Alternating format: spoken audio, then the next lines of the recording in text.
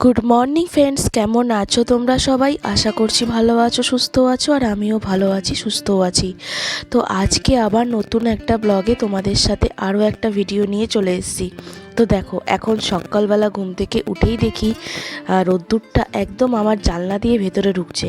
আর এই রোদটার অপেক্ষায় সারা দিনই বসে থাকি, জানো তো, মানে এতটাই ভালো লাগে সকাল সকাল ঘরের ভিতর রোদ ঢুকলে।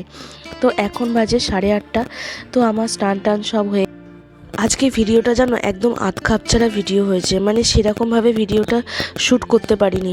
মানে একটু চাপের মধ্যে ছিলাম, ছেলের স্কুল ছিল, স্কুলের একটু তাড়া ছিল, তার মধ্যে টিউশন থেকে পড়ে আসতে অনেকটা দেরি হয়ে গেছিলো। এই নিয়ে বলতে গেলে অনেকটা চাপের মধ্যে ছিলাম, যার জন্য ব্লগটা আজকে একটু টাইম কম হয়েছে আর শ্যুট করাও একটু কম হয়েছে। তো যতটা শ্যুট করতে পেরেছি ততটাই তোমাদের সাথে শেয়ার করব। চলো দেখতে থাকো, পাশে থেকো, আর অবশ্যই এইদিকে আমার গলার করো। অবস্থা প্রচণ্ড পরিমাণে খারাপ, মানে এতটাই ঠান্ডা লেগে গেছে যে কালকে তো পুরো কথাই বলতে পারছিলাম না রাত্রিরে। তাও আজকে সকালবেলা ঘুম থেকে উঠে দেখছি একটু কথা তাও গলা দিয়ে বেরোচ্ছে, মানে এতটাই ঠান্ডা লেগে গেছে। আর এখন জানো তো এই ওয়েদারটার জন্য সবারই বলতে গেলে ঠান্ডা লাগছে, মানে আমাদের তো ঘরে সবারই, শুধুমাত্র আমারই বাদ ছিল, ব্যাস, আর কে দেখে। আর এই ঠান্ডার মধ্যে এখন যে এই ওয়েদার চেঞ্জের সময় ঠান্ডাটা না বেশি লাগে, দেখবি এত ঠান্ডা গেল, মানে শীত গেল, কিন্তু তখন ঠান্ডাটা এত পরিমাণে লাগেনি। এই ওয়েদার যখন চেঞ্জ হবে প্রত্যেকটা সিজনে ঘর বাড়ি সবারই প্রায় শুরু হয়ে যায় ঠান্ডা লাগা। তো ভাবছি আজকে একটু ডক্টরের কাছে যাব। তো ডক্টরের কাছে গিয়ে একবার দেখিয়ে আসবো, নাহলে কথা না বলতে পারলে খুব সমস্যা হয়ে যাচ্ছে। তো এদিকে মোটামুটি আমার স্নান টান করে আমি পুরো রেডি। তারপরে যাব হচ্ছে ঠাকুর নমস্কার করে চা খেতে। তো আমার বড়মশাই কবে আসবে ভগবান জানে, আশা করি দোলের মধ্যে মনে হয় আসবে নাকি কে জানে।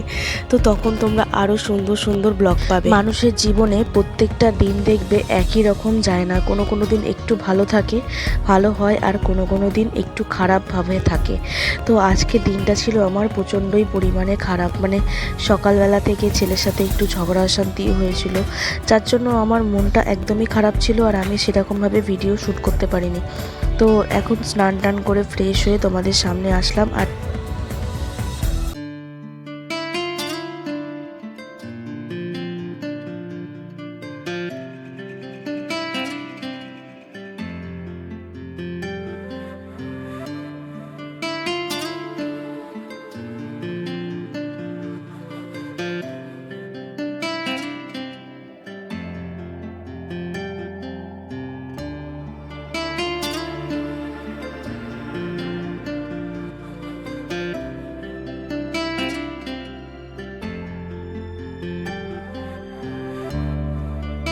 এদিকে আমি তৈরি হচ্ছে ছেলেকে নিয়ে স্কুলে যাব বলে। তো স্কুল থেকে ফিরে আবার হয়তো ব্লগটা কন্টিনিউ করতে পারবো। আর এদিকে জানো তো আমার মুখে জানি না কিসের জন্য কি ইনফেকশন হয়েছে, যার জন্য আজকে আবার ডক্টরের কাছে যেতে হবে। তো এখন বাজে হচ্ছে 9:30। তো 9:30 বেজে গেছে। এখন কিছু টুকটাক বাজার সেরে তারপরে যাব ছেলেকে স্কুলে দিয়ে আসতে। তো ছেলেকে স্কুলে দিয়ে আসার আগে আনতে এসেছি ছেলেকে টিউশন থেকে।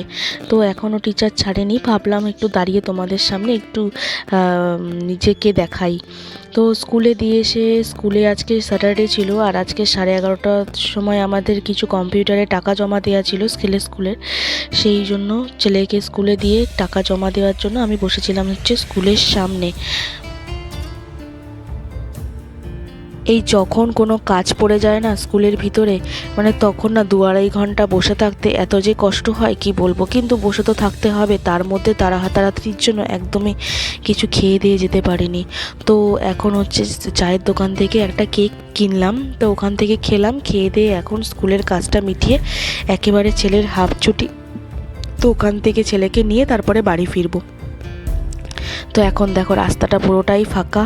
তো আমি বসে আছি, আমার সাথে একজন বসেছিল, আর বাকি গার্জেনরা আসবে, টাকা মাইনেটা দেবে, চলে যাবে। তো স্কুল থেকে এসে এতটাই শরীর খারাপ ছিল যে ভাবলাম যে ব্লগটা শ্যুট করবো, আর করা হয়নি। মানে এত মাথা টাথা ব্যথা করছিল, আসল কথা অনেকক্ষণ ধরে প্রায় বসেছিলাম তো স্কুলের ভিতরে, আর গরমটাও লেগে গেছে। তো ভাবছিলাম যে আর ভিডিওটা করবো না, থাক যেটুকু হয়েছে তোমাদের সাথে শেয়ার